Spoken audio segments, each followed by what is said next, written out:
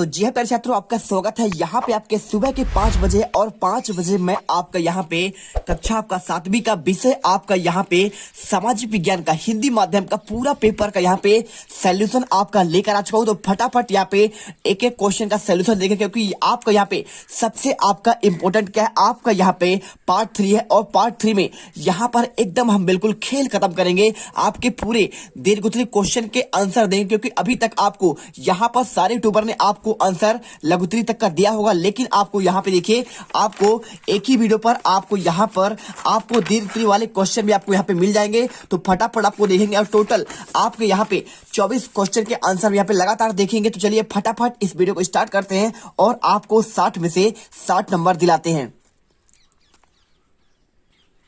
तो यहां से आपका स्टार्ट होता है आपका दीर्घोत्तरी क्वेश्चन 21 से लेकर 24 तक के क्वेश्चन आपके यहाँ पे क्या है, आपके दीर्घोत्तरी हैं। नीचे दिए गए प्रश्नों के उत्तर लिखिए, प्रत्येक प्रश्न के लिए आपको 5 अंक आपको निर्धारित किए गए। ठीक है, तो 5 अंक का पहला क्वेश्चन देखिए आप क्या लिखा है 21 नंबर का, चोल राजाओं के पास कृषि और सिंचाई की क्या आपका व्यवस्था थी। आंसर लिखना है आर्थिक जीवन का आधार यहाँ पे कृषि थी और भूमि का स्वामित्व। देखिए भूमि का स्वामित्व जो है समाज में सम्मान की बात थी और कृषि के साथ ही पशुपालन का व्यवसाय भी यहाँ पे समुन्नत था। चोल देशों में यहाँ पे सिंचाई की सुविधा के लिए कुएं और तालाब खुदवाए और नदियों को अफवाह को रोककर पत्थर के बांध से घिरे जलाशय डैम बनवाए। कावेरी नदी पर बांध बना दिए गए थे, साथ ही एक झील खुदवाई जिसका बांध यहाँ पे 16 मील आपका लंबा था। देखिए आपको यहाँ पर कॉपी पर उतना ही आंसर दिया जा रहा है जितना आपको पेपर में लिखना है, तो एकदम एक्यूरेट आपका आंसर कॉपी पर लिखा मिल रहा है। फटाफट पढ़िए और इसे रख लीजिए। ठीक है, चलिए इसके बाद क्वेश्चन आपका 22वां, प्राचीन काल में मंदिरों के आसपास नगरों का विकसित होने के क्या कारण थे। आपके 5 नंबर क्वेश्चन। तो पहला पॉइंट लिखना आपको, मंदिर समाज और अर्थव्यवस्था दोनों के लिए आपके अति आवश्यक होते हैं, इसीलिए इनके आसपास क्या है लोग बसते गए और शासक मंदिरों की भूमि एवं धन अनुदान में देते थे। ठीक है, और जिसकी आय से धार्मिक अनुष्ठान और विधि विधान से संपन्न किए जाते थे। और इसके बाद क्वेश्चन आपको तीसरा पॉइंट लिखना है, मंदिर के कर्ता धर्ता धन को साहूकारी में लगाते थे और ये धीरे धीरे आसपास बड़ी संख्या में दर्शनार्थी लोग हुआ आकर बसते गए। सिंपल आंसर आप यहाँ पे 3 पॉइंट लिखिए, पूरे नंबर आपको मिल जाएंगे। इसके बाद आपका नेक्स्ट क्वेश्चन आता है, देखिए क्वेश्चन आपका यहाँ पे 23वां, नदी द्वारा आपको यहाँ पे निर्मित स्थलाकृति का आपको वर्णन करना है। पहला देखिए तो नदी द्वारा आपका निर्मित स्थलाकृति पहला है आपका वी आकार की घाटी। उत्तर लिखना है नदियों द्वारा पर्वतीय अपरदन से निर्मित गहरी आपका संकीर्ण घाटी वी आकार की घाटी कहलाती है और यह अंग्रेजी भाषा के आपके यहाँ पे वी आकार के समान होता है। और देखिए दूसरा पॉइंट, गार्ज या कैनियन क्या होता है, तो गार्ज एवं कैनियन घाटी के दो आपके रूप है, गहरी और सकरी घाटी को गार्ज कहते हैं और गार्ज के विस्तृत रूप को यहाँ पे कैनियन कहते हैं। उदाहरण के लिए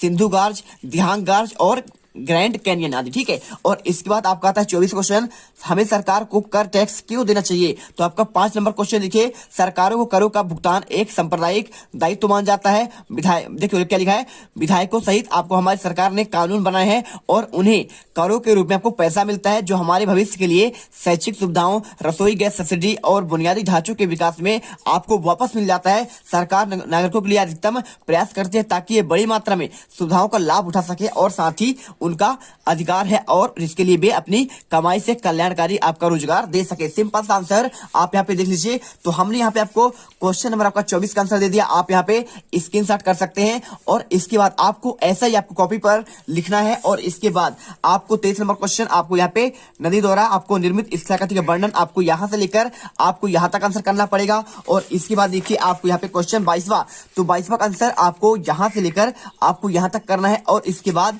आपको क्वेश्चन देखिए 21 का आंसर आपको यहां से लेकर यहां तक आप स्क्रीनशॉट कर सकते हैं। और इसके बाद यदि आपने क्वेश्चन 11 से लेकर आप यहाँ पे आपका 20 तक नहीं देखे तो एक बार हम आपको यहाँ पे 11 से लेकर 21 तक दिखा देते हैं। देखिए तो यहाँ पर देखिए लघुत्तरी क्वेश्चन आपके स्टार्ट होते हैं 11 से लेकर 20 तक के। तो नीचे दिए गए प्रश्नों के उत्तर लिखिए, प्रत्येक प्रश्न के लिए आपको यहाँ पे 3 अंक आपको निर्धारित है। आपके देखिए पहला आपको यहाँ पे 3 क्वेश्चन है, पांडुलिपि के उपयोग में इतिहासकारों के सामने कौन कौन सी समस्याएं थी। आंसर, पांडुलिपि इतिहास के अनेक स्रोतों में से एक है, इनके उपयोग में इतिहासकारों के सामने निम्न समस्या थी। पहला, पांडुलिपि की आपको लिखावट में समझने की दिक्कत आई। दूसरा, पांडुलिपि की आपको मूल प्रति में लेखक बदलाव करते गए इसलिए समझने में आपको समस्या आई। आपको ऐसा ही आपको कॉपी पर जितना लिखा गया है आपको उतना लिखना है, अधिक आपको यहाँ पे नहीं लिखना है। ठीक है, चलिए इसके बाद आपका 12वां क्वेश्चन, राजाओं द्वारा एकत्रित संसाधनों का क्या उपयोग होता था। आपको 3 बार क्वेश्चन आंसर लिखना है, राजाओं द्वारा एकत्रित संसाधनों का उपयोग यहाँ पे प्रजा की आपका देखभाल, मंदिरों, दुर्गों तथा अन्य अभियान के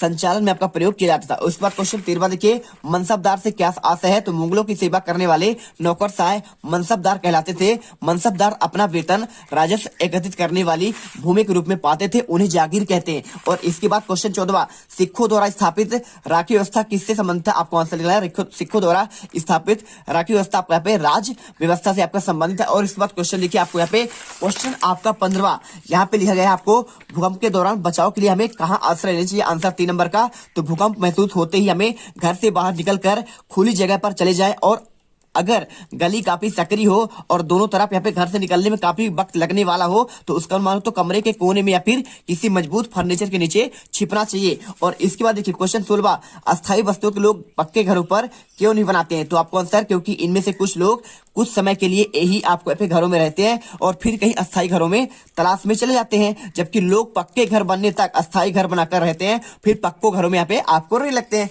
और इसके बाद क्वेश्चन आपका 17वां देखिए, जनसंख्या घनत्व क्या है? तो किसी भौगोलिक क्षेत्र में रहने वाले बालों की संख्या को यहाँ पे जनसंख्या घनत्व कहलाते हैं। घनत्व को यहाँ पे अंग्रेजी में आपको पॉपुलेशन डेंसिटी कहते हैं। और इसके बाद क्वेश्चन आपका 18वां, प्राथमिक स्वास्थ्य केंद्र किसे कहते हैं? तो प्राथमिक स्वास्थ्य केंद्र देखिए पीएचसी, जिसे कभी कभी सार्वजनिक स्वास्थ्य केंद्र भी कहते हैं। भारत में राज्य का स्वामित्व वाली ग्रामीण स्वास्थ्य देखभाल आपकी सुविधाएं हैं, ठीक है, हर एक गांव में होता है। और इसके बाद आपका 19 क्वेश्चन, रूढ़िवादी धारणाएं महिलाओं के जीवन में कैसे प्रभावित करती हैं? आपको हम हमारे विचार में देखिए महिलाओं के बारे में यहाँ पे प्रचलित आपका रूढ़िवादी आपका धारणा है, वे क्या कर सकती है? उनके समानता के अधिकार निम्न रूपों में प्रभावित करती है। एक धारणा है कि लड़कियां और महिलाएं तकनीकी कार्य सक्षम नहीं है, लेकिन लाखों लड़कियां डॉक्टर और इंजीनियर है। और इसके बाद क्वेश्चन आता है आपका 20वां, तो आपको यहाँ पूछा गया है मताधिकार से समानता की भावना कैसे विकास होता है? तो आपको लिखना है, सार्वभौमिक वयस्क मताधिकार का विचार है, समानता के विचार पर आधारित है, क्योंकि यह घोषित करता है कि देश का हर वयस्क स्त्री पुरुष, चाहे उसका आर्थिक स्तर या जाति कुछ भी हो, वह समान रूप से वोट देने का आपका अधिकार है। ठीक है, यहाँ पे आंसर कंप्लीट होता है।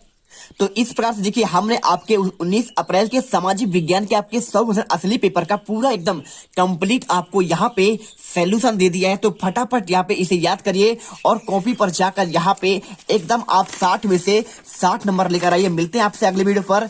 जय हिंद, जय भारत। वीडियो को दिल से लाइक और चैनल को सब्सक्राइब जरूर करिएगा।